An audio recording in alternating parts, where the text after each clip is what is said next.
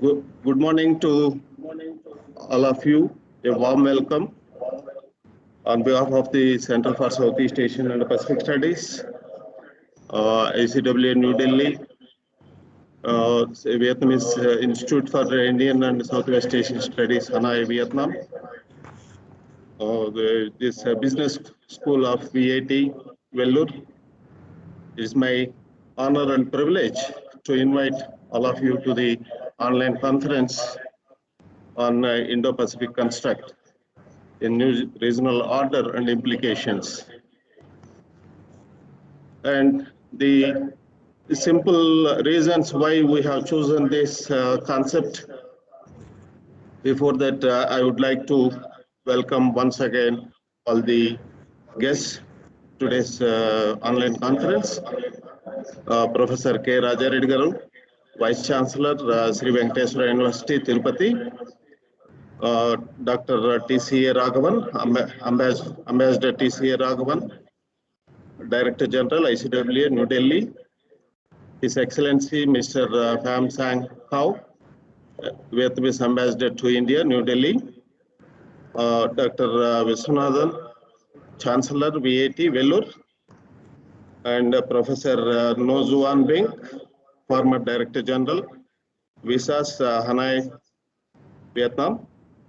And other dignitaries, Dr. Kota Reddy garu, Vice-Chancellor, APVIT, and other dignitaries, friends, and students. Once again, a warm welcome. Just as part of introducing the conference, let me tell you why we have chosen this specific theme for a 3-day conference. Just as part of the regular practice at our center, we have been conducting annual conferences on different themes of our study area, starting from Southeast Asia, East Asia, Australia, New Zealand, Japan, China, and about Indian Ocean, India, ASEAN, and many. Of course, this is the emerging theme of the global scenario. That's why at a meeting with the department faculty and senior colleagues, what would be the next theme for conference? And we arrived at a unanimous decision that Indo-Pacific would be the appropriate theme for the conference for many reasons. Because basically we have many different phases of transformation in the modern society. If you take from at least pre-colonial period, that is a different scenario, then post-colonial period, achieving independence for all the countries, then it is followed by the division of the entire world. Many people may not accept, but the truth is that the division has come up to promote communist ideologies, and on the other way, the democracies, major democracies of the world, they try to contain this campaign and expansion of ideologies. So it is nothing but the conflict between two ideologies at broader context. But again, one may question why, being a democratic country, it has joined hands with the USSR. Yes, we cannot make a strong line between these two ideologies, but there are certain mixed responses from. Then we have witnessed the post-Cold War period, and particularly the difference between Cold War period and post-Cold War period is the foreign policy. The foreign policy in Cold War period, it was not so dynamic. It was almost static. It was nothing but two foreign policies. One is the US foreign policy, the other one is the USSR foreign policy that was followed by many countries who worked under two different umbrellas. Of course, in the post-Cold War period, and we got almost political freedom, seriously to look into the economic interests of respective countries. And fortunately or unfortunately, this COVID-19 has been troubling the human life of the world, it is also the major factor for many changes at global level. That may be geoeconomics or a geopolitical scenario and global security to some extent. And there are many apprehensions that the world will be again going to be divided, and new Cold War, emergence of new Cold War, and there are many apprehensions all these issues. Taking into consideration all these challenges and considering the history, and this platform today will find certain predictions, what would be happening under the specific concept of Indo-Pacific, whether world will be divided or world will be working with a greater inspiration to provide peace and prosperity of the world. So this is the secret behind considering this topic for we have many, of course, around 7 sub-themes. The conference starts with the sub-theme, the Indo-Pacific, from post-Cold War to new Cold War. That is an indication that the significance of this region and the future of the world. Considering this concept introduction, now may I request Professor K. Rajareddy Garu, Vice-Chancellor and today's President of this inaugural session. May I request Professor Rajareddy Garu to take up this session into consideration. And sir, I request you to conduct the proceedings of inaugural session. Good morning. I'm very happy to be associated Indo-Pacific construct, a new regional order and implications. The usage Indo-Pacific has gained importance in foreign policy and strategic calculations in the recent past. Although the term Indo-Pacific is now being widely used, there are different opinions among the analysts on its geographical contours. Questions are also raised as to how the Indo-Pacific is different from the already established term Asia-Pacific. Further, why a country like China is not keen to embrace the idea of Indo-Pacific. The term Indo-Pacific is likely to replace Asia-Pacific as the new zone of convergence and competition of the 3 powers, that is India, China, and the United States. Despite intense economic interdependence among these 3 powers, there is also contestation for dominance and influence in this region. The Indo-Pacific has also emerged as a highly volatile region for nuclear proliferation involving several states, particularly the Democratic People's Republic of Korea. What is the rise of Indo-Pacific? The resurgence of Indo-Pacific in the 21st century can be attributed to the advent of globalization and the increased economic links.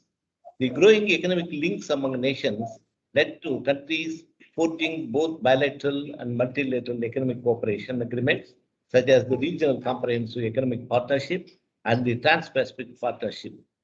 2 other developments also account for the rise of Indo-Pacific. The first is the rise of India as a relevant regional power, considering its growing engagements with the countries in East Asia, besides its prevailing influence in the IOR. As an emerging major power, India aspires to play a bigger role in the extended neighborhood in the Indo-Pacific region, much beyond its immediate neighborhood. Its growing military capability, a fast-evolving blue water capable navy, India will be a major player in the Indo-Pacific dynamics. IOR is another factor. It is implausible to imagine the dawn of an Asian century without the Indian Ocean. Its huge natural resources, in particular energy, that are crucial for the economic development of East Asia, and the shipping lanes that traverse through this ocean. besides the growing market along its rim. Comprising some 2.6 billion people, this region is home to almost 40% of the world's population and accounts for 10% of the global GDP. Further, 40% of the global trade passes through the Indian Ocean, including 70% of the total traffic of petroleum products. Why Australia is so interested in Indo-Pacific? Australia had long embraced the term Indo-Pacific and recognized its importance. The idea has emerged in the 1950s, and the term Indo-Pacific featured regularly in Australian academic discourse and government discussions since 2005.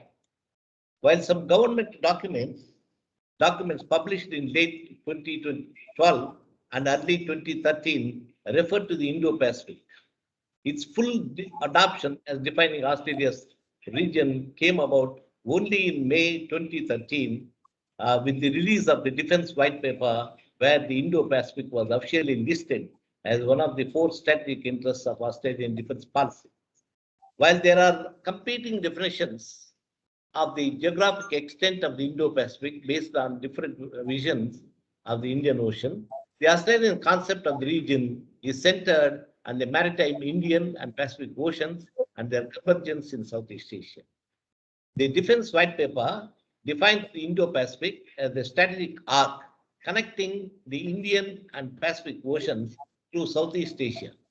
The rationale for using the term Indo-Pacific is to take into account the current strategic realities like the rise of India, China, and Indonesia in Australia's neighborhood, and the US rebalance of Asia.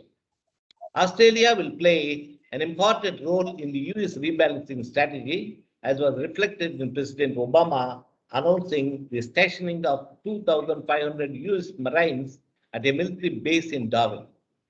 On the domestic front, enormous quantity of exports from Western Australia has made the Indian Ocean and its shipping lanes critical for its own economic development. What is the Indian perception and why it's so interested for this Indo-Pacific? India also comes in the list of the few countries that have welcomed the idea of the Indo-Pacific and included it in its official discourse. Former Prime Minister Dr. Manmohan Singh first used it while addressing the plenary session of the India-ASEAN Commemorative Summit in New Delhi in November 2012, remarking that a stable, secure, prosperous Indo-Pacific region is critical for our own progress and prosperity. He used the term on 2 other occasions, once while addressing the Japan-India Association in Tokyo in May 2013, and the other at the event marking the 4th anniversary of the UPA-2 government. India's embrace of Indo-Pacific construct denotes 2 things. 1, desire to play a more active role in its extended neighborhood through its Act East policy and making it more proactive, and 2, recognizing the changing realities of the region which demand India's attention.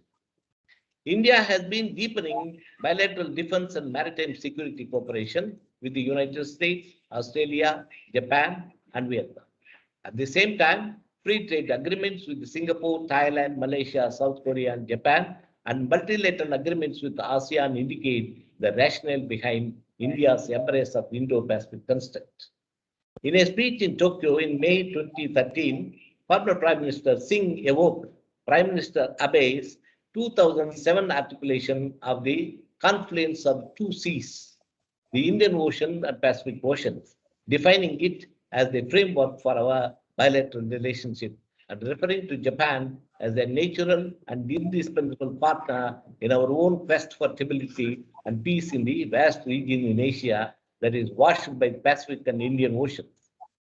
At the same time, India has been active in its engagement of ASEAN through bilateral and multilateral channels such as the East Asia Summit and the ASEAN Defense Ministerial Meeting Plus. By drawing up close bilateral and defense ties with the US and its allies, Japan and Australia in the region, the Indian government in recent times has transformed India's Look East policy to an Act East policy. The joint strategic vision to ensure maritime security and freedom of navigation, especially in the South China Sea, issued during President Obama's India visit in January 2015, reflect the Indo-Pacific outlook of the Modi government. Further, Modi's attempt to revive the quadrilateral security dialogue at the Asian arc of democracy is another indication of the growing recognition of India's security interests in the Indo-Pacific. China's buildup of ports and refueling stations all around India, including Pakistan, Sri Lanka, Bangladesh, Myanmar, has created a deep anxiety within Indian strategic circles. The suspicion of Chinese encroachment is more prominent in the Indian naval establishment. Moreover, as India grows economically, increasing its reliance on the shipping lanes of trade and resources, maintaining a firm hold in the Indian Ocean is becoming a core priority. Already, Chinese presence in the Persian Gulf and Red Sea is creating a harmless dilemma in the Indian strategic imagination, similar to the Malacca dilemma of the Chinese. The increase in Chinese defense spending and rapid naval modernization since the 2000s have led policymakers from around the world to speculate about Chinese intentions in the region.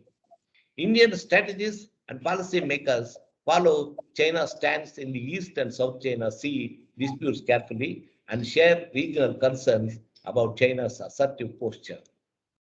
Indonesia and the Indo-Pacific in the mission statement in 2014, President Widodo aimed to project Indonesia as a maritime power in the Indo-Pacific. He sees the closely interconnected Pacific and Indian Oceans as the primary theater of Indonesian foreign policy engagement, given Indonesia's location at the crossroads of the Indian and the Pacific Oceans. Its upcoming role as a chair of the Indian Ocean Rim Association by the end of 2015, its improved relations with the neighboring countries like India, Australia, who are the dominant powers in the Indo-Pacific, and also new policy initiatives by countries like India in the form of the Act East policy and China's BRI, from which Indonesia can benefit highly. Indonesia's Indo-Pacific vision is also not new and was seen in the previous foreign policy Natalegawa statement at the Center for Strategic and International Studies in Washington in May 2013, where he stated that a triangular spanning two oceans, the Pacific and Indian Oceans, bounded by Japan in the north, Australia in the southeast, and India in the southwest, notably with Indonesia at its center. In 2012, Shangri-La Dialogue, President Yudhoyono declared there is every likelihood that in the 21st century, the Indian Ocean will grow in geostrategic importance. We must make sure that the Indian Ocean does not become an area of new strategic contest and rivalry. Indeed, now is the time to cultivate the seeds for long-term cooperation based on common interests in that part of the world. By way of concluding remarks, I say it is generally believed by China that the idea of the Indo-Pacific has been promoted to contain its growth. This assumption is not true as far as peace, stability, and economic growth of the region is concerned. While the regional interests of the great powers may diverge on occasions, security and prosperity will also coexist with competition. This will demand the powers to work together for the realization of their interests and the dealing with the rising